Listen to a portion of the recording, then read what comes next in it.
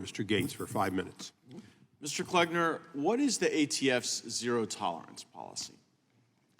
It is a change in how they used to enforce violations of the law against FFLs to no longer allow them to fix errors or to improve their compliance. It has no tolerance for these typos and wants to revoke their licenses. And give me a flavor of the type of errors that might have previously resulted in the ATF working with a license holder and now would result in the agency trying to revoke that license. I'd love to give you the examples that fly in the face of what the zero tolerance policy says it is, which is prohibited persons and background checks and things like that. But the problem is my client did none of those things that are even stated in the zero tolerance policy, and they're still falling subject to getting revoked. We can talk about a typo of an abbreviation of somebody's name when they shouldn't have done that. We can talk about accidentally listing United States as the country instead of paying attention to the box saying county, things like that. Well, Ms. Sampson gave testimony that these are essential, that these are necessary regulations to enforce at the finest point. Do you have a response to that testimony? Some are essential, I agree. The background check requirements, the identification requirements, and making sure we know who the purchaser is and they're not a prohibited person. But that's not what this exact case I'm dealing with has to do with at all. There are no prohibited persons involved here. There were no missing background checks. There were no missing anything that would actually affect public safety. In the case I'm aware of in my district, the error wasn't even made by the license holder. The error was made by the Florida Department of Law Enforcement because they were charged with a certain feature of the background check. And so if a license holder has to rely on a state entity to do some portion of the check and they make an error, that certainly shouldn't result in the license holder experiencing a revocation action, should it? We agree, it should not.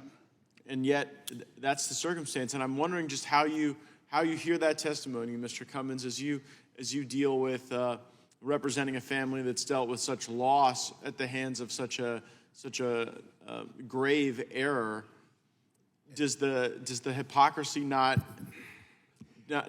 ring pretty loud? Look, I've been on all sides of this. I've been a United States attorney. I prosecuted more gun crimes than probably many prosecutors in the country. It was the #1 priority in the Bush administration to prosecute gun crime, not administrative gun crime, real gun crime, people that are out committing crimes with guns, and we prosecuted a whole bunch of them. I've also been a defense attorney, and I've been with families of people that are in prison. I've been to prisons and met with people. Anybody that thinks that the guns that are being sold in private sales are driving the level of crime we're seeing in our community, on the list of things that are driving the level of crime we see in our community, private gun sales is way down at the bottom.